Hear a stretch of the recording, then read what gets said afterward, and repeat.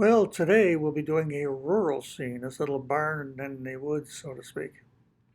So the first thing we're going to do is draw the land around it. That's a good way to start. And we're going to draw the barn. We're doing this side of the barn now. Bunch of squares, essentially, and you work your way up, and it works out pretty good. That's what we're drawing there. So you draw a center line, and then we draw the layers of the barn roof, which is, as you know, a little unusual.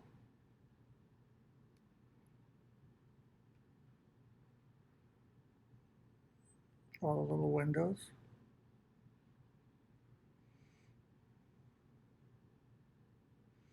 Using the ruler to fix it all up. Put in a little shed on the side. I use a ruler quite often just to get it right, so it's not guessing or anything. There's a silo, a corn silo, I believe. It's a small one. This is a pretty old barn. Exactly now, just trying to get it all right. Start building on the windmill that powers, they used to power everything, you know.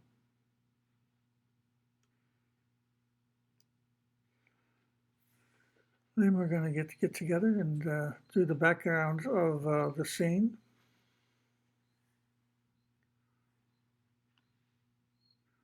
We usually start with the sky.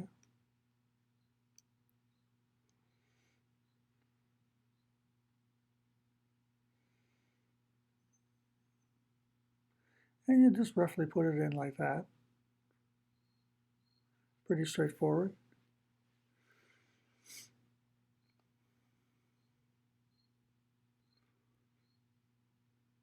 Give it a look of trees and shrubbery.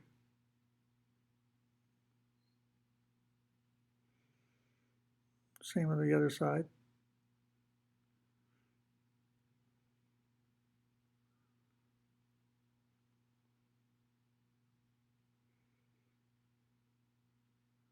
Get some more color going here. We use a lot of indigo in this particular painting.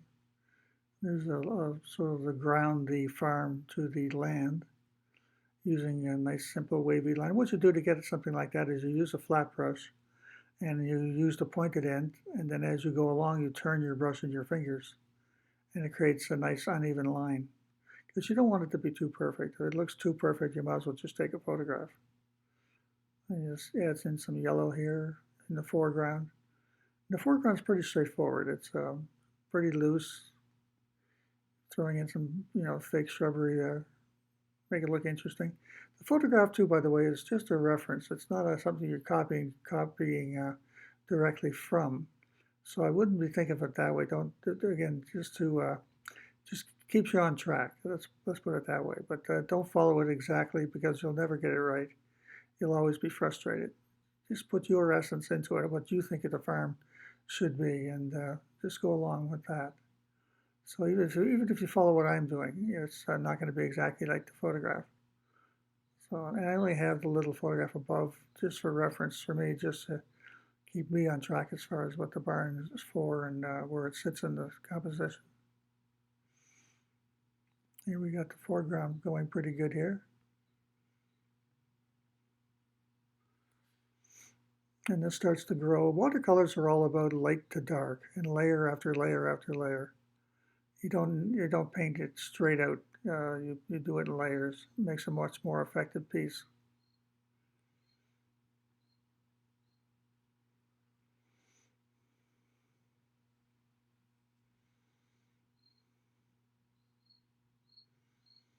Mixing up some more color for the sky.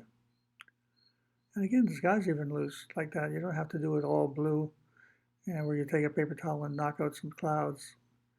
And here we're doing it just to soften it up, make it look lighter at the bottom. Makes it more interesting when you do it this way. And there's lots of ways of doing clouds. This one went straight on to the dry paper. I do a lot of skies where I wet the paper first. So here we're getting some of the tone on the sun side of the building. And this is the shade side.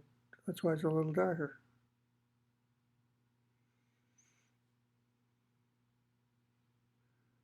And it doesn't have to be totally even, because again, it is roughly, it's a very old barn.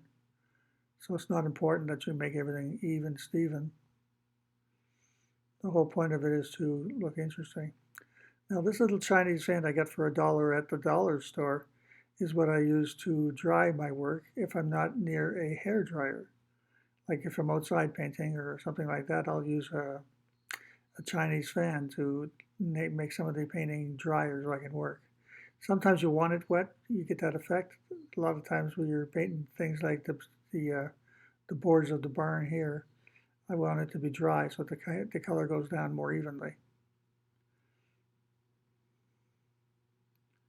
But the way I'm doing it here, look, gives you the sense of barn wood, slabs of wood.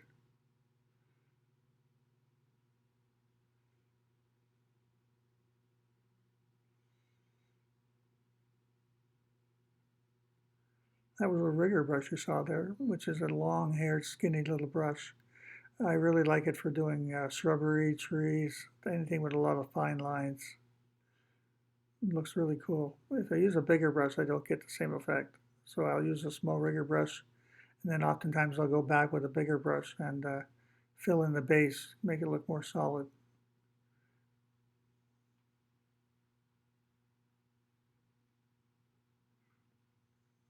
You see little patches of scrub there I'm putting in.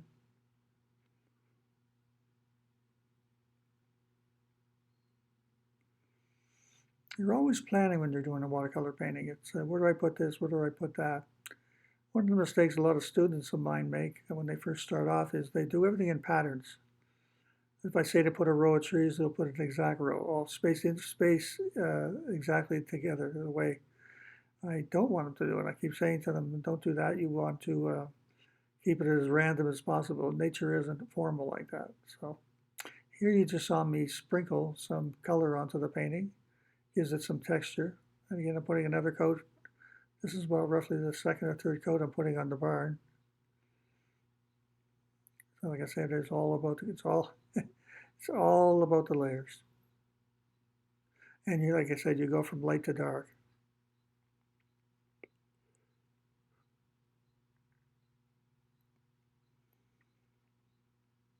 But it comes together rather quickly. That's what I like about watercolor. It's a fast medium. You get a lot done. You get a lot done in a short amount of time. I talked to an oil painting student this week, and they tell me it takes forever to do an oil painting, and that's not my style. I like working rather quickly and get more imagination going. Get your thoughts going. You're planning. You're always planning ahead. You know where you're going in your next step. And when you're putting details in, like what I'm doing now with the corn loft, is it's just to get the impression of it. We don't have to be so precise that even these little windows I'm putting in the barn just are essentially just strokes. That's about all it is. Now I'm working on the silo or the windmill. I could be the windmill. I guess that's the farm term for it. Like I say, I'm not a farmer, so I don't know a whole lot about farming, but I'm living in a farm community. Yeah, I'm just putting the cross hatches on the farm windmill, and again, I don't measure them out because I don't think it's important that they're super accurate. Same thing with the mechanisms at the top of the tower. It's all faked in. You get a feeling something's going on, but not necessarily there. What I'm putting in now, of course, is trees, tree limbs. And remember, when you do a tree, it's thicker at the bottom than it is at the top. The higher you go, the thinner the branches. And I usually aim for the sun.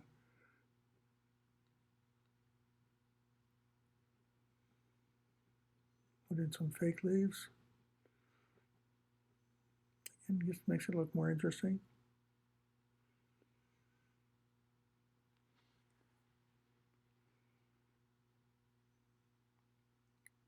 Looking it over, see what more I got to do here. Some white highlighting is usually one of the last things I do. Makes it more alive.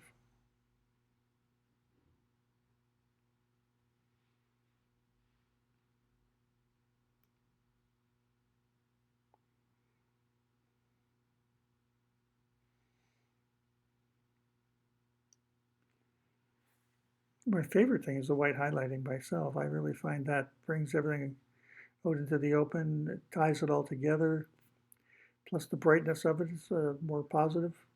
So this is sort of a bright little painting, though it's a gloomy scene because of the end of winter or beginning of spring, either one. White just does it for me. I use a white gouache for highlighting because essentially the white gouache is a mix between acrylic paint and watercolor paint. And it's more opaque than watercolor paint. Watercolor paint is more transparent. So if you want a real dense highlight that holds its whiteness, the way to go is white gouache. Winsor Newton puts out a pretty good version of that, and changes the way it looks in the composition. And if you're going to put a bright sun in the sky, you would just use some white gouache to take care of that for you.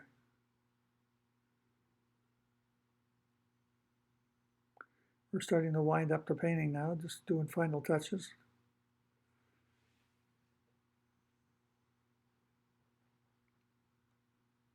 Yeah, use a paper towel to deaden it down a bit. Put a few more splatters around. And that's about it, pretty much. You know, just like I say, touch up, touch up, touch up.